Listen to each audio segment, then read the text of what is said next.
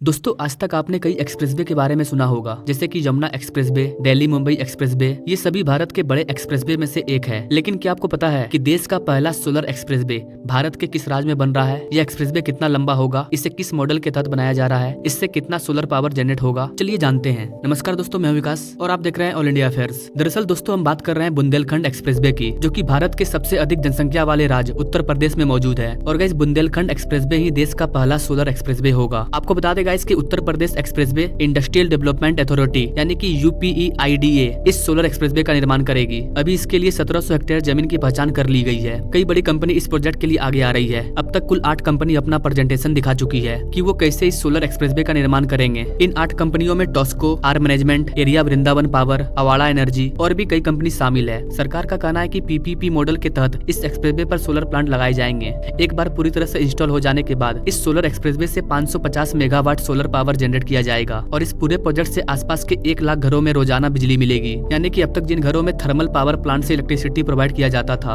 अब उन्हें solar energy से इलेक्ट्रिसिटी मिलेगी। गवर्नमेंट के अकॉर्डिंग पूरा प्रोजेक्ट नेक्स्ट 25 ईयर्स तक के लिए है। अब आप सोच रहे होंगे कि देश का पहला सोलर एक्सप्रेसवे उत्तर प्रदेश में ही क्यों, और उत्तर प्रदेश के बुंदेलखंड एक्सप्रेसवे पर ही क्यों बन रहा है? ये दिल्ली मुंबई एक्सप्रेसवे या फिर गुजरात जैसे राज्यों में भी बन सकता था। आखिर उत्तर प्रदेश में ऐसी क्या खासियत है जो कि बाकी राज्यों में नहीं है? दरअसल गाइस बुंदेलखंड एक्सप्रेसवे का जो मुख्य सड़क है, इस रोड और सर्विस लाइन के बीच में 15 से 20 मीटर चौड़ी पट्टी वाला एरिया पूरी तरह से खाली है और इसलिए सरकार इस पर सोलर प्लांट लगाने का प्लानिंग कर रही है। लेकिन आपको बता दें गाइस कि एक्स्ट्रा स्पेस होने से इस पर सोलर प्लांट नहीं लगाया जा रहा है, क्योंकि और भी कई एक्सप्रेसवे है जिन पर इस तरह की खाली एरिया मौजूद है। तो फिर क्या रीजन है गाइस? इसका मेन रीजन ये है कि यहाँ का जो मौसम है वो लगभग साफ रहता है। यह एक शुष्क एरिया है। यहाँ बाकी राज्यों के जैसे बाढ़ जैसी सिचुएशन भी नहीं होगी। और गाइस सोलर पैनल के लिए आपको पता ही होगा क्या चाहिए। सोलर पैनल के लिए ज्यादा से ज्यादा धूप की जरूरत होती है। एक सोलर पैनल इंडस्ट्री के लिए जो भी चीज जरूरी है वो सारा चीज यहाँ पर अवेलेबल है। और इन्हीं सब चीजों को देखते हुए भारत सरकार भारत का पहला solar energy expressway Uttar Pradesh में बना रही है। अगर बात करें बुंदेलखंड एक्सप्रेसवे की, जिस पर ये सोलर पैनल लगाया जा रहा है, तो इसकी लंबाई 296 किलोमीटर है। यह एक 4 लेन एक्सप्रेसवे है जिसे आगे चलकर 6 लेन में अपग्रेड किया जा सकता है। साल 2020 में इस एक्सप्रेसवे की आधारशिला रखी गई थी और फिर जुलाई 2022 में प्रधानमंत्री नरेंद्र मोदी ने इसका उद्घाटन किया था। यह एक्सप्रेसवे चित्रकूट से शुरू होकर आगरा लखनऊ एक्सप्रेसवे पर इटावा में समाप्त होता है और गैस यह 182 गाँव से होकर गुजरता है। बुंदेलखंड एक्सप्रेसवे के लिए जितना बजट प्लान किया गया था, यह उससे 12% कम कॉस्ट में बनकर तैयार हो चुका है।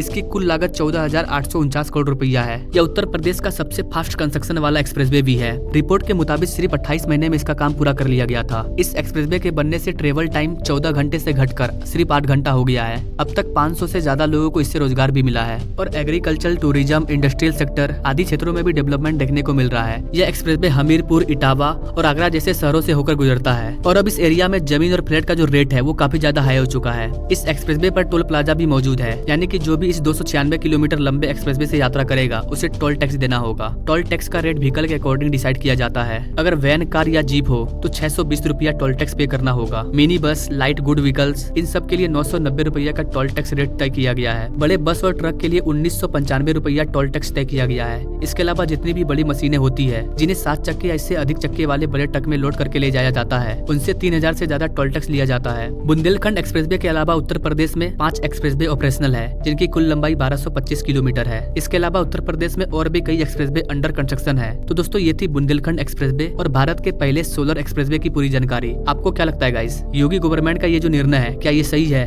क्या इस एक्सप्रेसवे पर सोलर पैनल लगाने से 1 लाख घरों को बिजली मिलेगी? आप अपने राय कमेंट बॉक्स में जरूर दीजिए और ऐसे लेटेस्ट अपडेट के बारे में जानने के लिए मेरे चैनल से जरूर जुड़िए। Now thank you for watching. मिलते हैं अगले वीडियो में एक नई जानकारी के साथ, तब तक के लिए जय हिंद।